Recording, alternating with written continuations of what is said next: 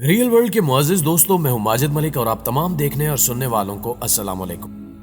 नाज़रीन ग्रामी, आज के तरक्की याफ्ता दौर में जहां मेडिकल साइंस की रिसर्च अपने उरूज पर है, वहां कई फरसूदा रिवायात भी मौजूद हैं जो कई मुआशरों में आज भी ना सिर्फ पूरी तरह जिंदा है बल्कि इनकी वजह से हजारों लाखों खवातीन की जिंदगियां बर्बाद हो रही हैं। इन रसूमात में से एक रस्म का नाम कंजर भरत है जो भारत में राइज है। इस रस्म में दुल्हन बने वाली लड़की को शादी से पहले अपने कंवारेपन का सबूत देना होता है। अगर लड़की अपने कंवारा होने का सबूत दे दे तो उसे हंसी खुशी कबूल कर लिया जाता है, नहीं तो उस लड़की को अछूत समझकर उससे दूरी इख्तियार कर ली जाती है।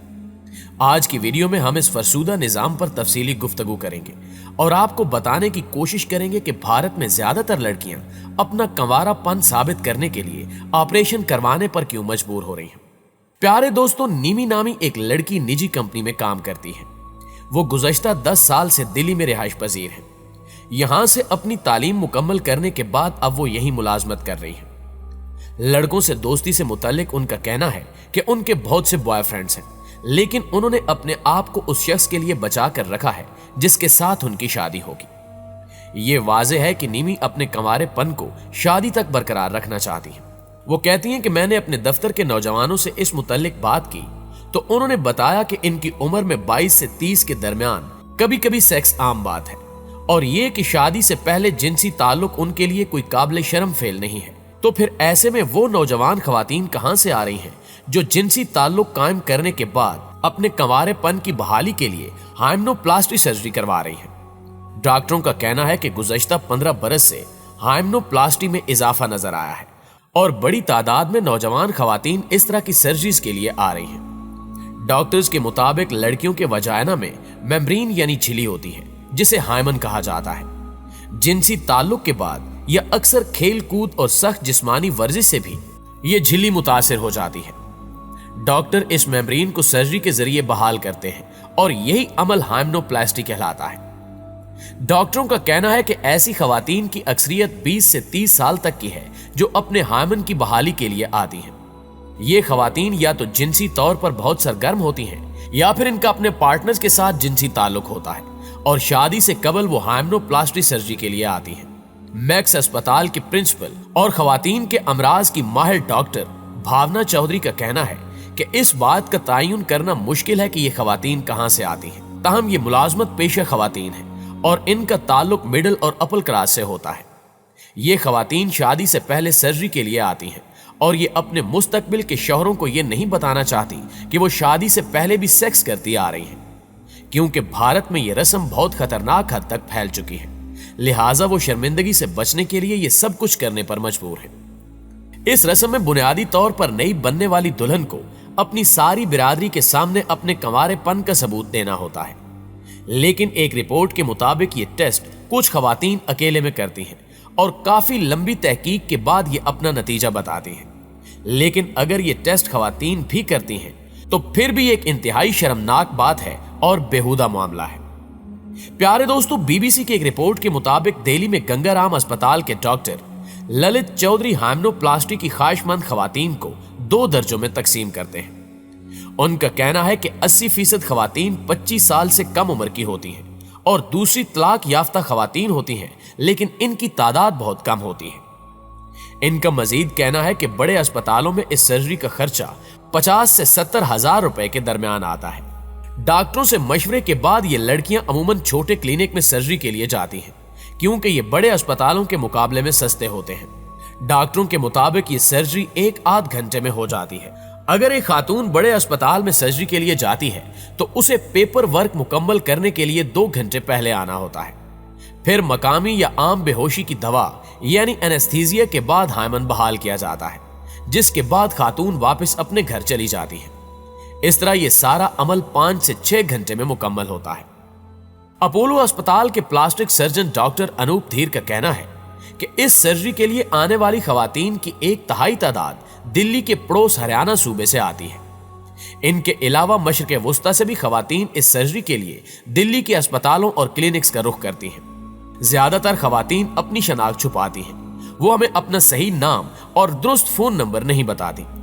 बहुत दफा ऐसा भी होता है कि इन लड़कियों की सहेलियां सर्जरी या मशवरे के लिए वक्त लेने के लिए फोन करती हैं, और सर्जरी के बाद अगर हम ये जानना चाहें कि कोई मसला तो नहीं है, तो ऐसी सूरत में हम उनसे राब्ता करने में कामयाब नहीं होते। उनका कहना है कि वो खवातीन को ये मशवरा देते हैं कि वो शादी से 6 या 8 हफ्ते पहले हाइमेनोप्लास्टी सर्जरी करवाएं, ताकि शादी की रात ज्यादा से ज्यादा खून बहे। आप इस मुआशरे की मित्री का अंदाजा कर सकते हैं जहां पर डॉक्टर खवातीन को ऐसे मशवरे देते नजर आते हैं।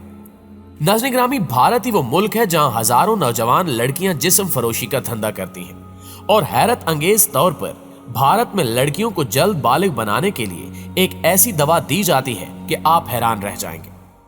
नेपाल से इंडिया इंसानी स्मगलिंग का शिकार होने वाली लड़कियों ने बताया है कि उन्हें जल्दी जवान करने और जिनसी कारोबार में डालने के लिए हार्मोन्स के इंजेक्शन दिए जाते हैं। उनमें से एक 8 साल की उम्र में स्मगल करके इंडिया जाने वाली एक नेपाली लड़की ने बताया कि मुझे हर रोज लाल दवा दी जाती थी, और हर बार वो दवा खाने के बाद मैं उल्टी करती थी। मुझे वो दवा बिल्कुल भी पसंद नहीं थी, लेकिन मुझे जबरदस्ती वो दवा दी जाती थी, और अगर मैं इनकार करती तो मेरे साथ मारपीट की जाती थी। वो कहते थे कि दवा खाने से मैं जल्दी बड़ी हो जाऊंगी और जल्दी घर वापस जा पाऊंगी। इस बच्ची का ताल्लुक शुमाली नेपाल के खानदान से है, और ये 8 भाई बहनों में सबसे बड़ी थी। एक औरत ने इसके घर वालों से कहा था कि वो इनकी बच्ची को अच्छी तालीम दिलवाएगी, और घर वाले उस औरत के झांसे में आकर बच्ची को इसके साथ खटमंडू भेजने के लिए तैयार हो गए। लेकिन खटमंडू में वो कुछ ही अरसा रही और उसे एक नेपाली खानदान के साथ दिल्ली भेज दिया गया, जहां उस बच्ची से घर का काम काज करवाया जाता था, और फिर 2 साल तक उसे किसी और शहर भेज दिया गया। बच्ची का कहना था कि वहां भी वो एक नेपाली खानदान के साथ 2 साल रही। यहां वो मुझे गंदी दवाई खिलाते थे और फिर मुझे बुरी जगह भेज दिया गया। मैं वहां सबसे छोटी बच्ची थी। उसने अपने मालकों से इल्तिजा की कि उसे वहां ना भेजा जाए, लेकिन उनका कहना था कि जो पैसा मुझे खरीदने और पालने में खर्च हुआ है उन्हें वो वापस चाहिए। बच्ची का कहना था कि मेरी किस्मत अच्छी थी कि वहां पुलिस का छापा पड़ गया, और 6 महीने बाद ही मैं उस गंदी जगह से आजाद हो गई। नाज़रीन ग्रामी, इंसानी स्मगलिंग के खिलाफ काम करने वाली नेपाली तंजीम मोती नेपाल के डायरेक्टर बिशोरम खड़का कहते हैं कि स्मगलर अब कमसिन बच्चियों को ले जाना पसंद करते हैं, क्योंकि जवान लड़कियां आसानी से पहचान ली जाती हैं। उनका कहना है कि पुलिस की नजर बड़ी लड़कियों पर रहती है, जबकि बच्चियों को अगवा करने वाले अपना बताकर आसानी से निकल जाते हैं। डॉक्टर्स का कहना है कि जब किसी 9 से 12 साल की बच्ची को ग्रोथ हार्मोन दिए जाते हैं तो उनकी छाती और कोले बड़े हो जाते हैं और वो जवान लगने लगती हैं। प्यारे दोस्तों, याद रहे कि कुछ अरसा कबल तक पाकिस्तान में भी ज्यादती का शिकार होने वाली लड़कियों का एक टेस्ट किया जाता था, ताकि पता लगाया जा सके कि ये लड़की अपना कंवारापन खो चुकी है या नहीं। लेकिन बाद में इस टेस्ट पर पाबंदी आयद कर दी गई। इस टेस्ट को 2 फिंगर टेस्ट कहा जाता था। इंसानी हकूक की अहम रुकन डॉक्टर सिद्रा कहती हैं कि ये कोई केमिकल टेस्ट नहीं है और ना ही तिब्बी लिहाज से इसकी कोई अहमियत है। ये इस खित्ते का इजाद किया हुआ टेस्ट है जो कि गलत और बीमार जहन की पैदावार है। ये तरीकाकार बदकिस्मती से सीनियर डॉक्टर्स ने अपने जूनियर डॉक्टर्स में मुंतकिल किया है। आज से 20 साल पहले भी मेडिको लीगल रिपोर्ट में लिख दिया जाता था कि खातून जिनसी ताल्लुक की आदी है। इस पर हम एहतिजाज किया करते थे कि मेडिकल रिपोर्ट में ये मत लिखें, क्योंकि अगर रेप होने वाली खातून शादीशुदा है तो जाहिर बात है कि वो एक अज़दवाजी जिंदगी गुजार रही है, और अगर उसका रेप हो जाता है और आप रिपोर्ट में लिख देते हैं कि मुतासरा खातून जिनसी ताल्लुक का तजर्बा रखती है, तो सिर्फ ये लिखने से उस मुतासरा औरत की पूरी जिंदगी दांव पर लग जाती है। उन्होंने मजीद बताया कि अलमिया तो ये है कि वो लेडी डॉक्टर्स जो ये टेस्ट कर रही होती हैं वो नई नई अस्पताल में नौकरी शुरू करती हैं, और इनके लिए ये एक बहुत हैरान कुन और परेशान कुन मरहला होता है कि इस टेस्ट से क्या साबित होगा, और ये टेस्ट करने वाले डॉक्टरों पर एक इंतहाई खौफनाक असर छोड़ता है। उन्होंने मजीद कहा कि इस तरीक़ेकार को टेस्ट का नाम भी नहीं दिया जा सकता, क्योंकि मुझ समेत बहुत से लोग इसे रेप के बाद दोबारा रेप के ज़मरे में रखते हैं। पाकिस्तान में इस टेस्ट के खिलाफ अदालत का तहरीरी फैसला आना एक बहुत अच्छी बात है, लेकिन अफसोस कि ऐसा फरसूदा और घटिया निजाम आज भी भारत में आम है। जी हाँ नाजरीन, ये वही भारत है जो अपने आप को दुनिया की सबसे बड़ी जमहूरियत कहता है। क्या इस जमहूरियत का मतलब सिर्फ कश्मीरियों को जुल्म व बर्बरियत का निशाना बनाना ही है? सवाल ये पैदा होता है کہ سب سے بڑی جمہوریت کیا ہمسایہ ملکوں سے جنگیں کرنے میں مصروف رہے گی یا ایک نظر اپنے گھٹیا اور فرسودہ نظام پر بھی ڈالے گی؟ جی تو معزز دوستو، یہ ہے ہماری آج کی ویڈیو اچھی لگے تو اسے لائک کرتے ہوئے اپنے دیگر دوستوں کے ساتھ شیئر ضرور کیجیے گا۔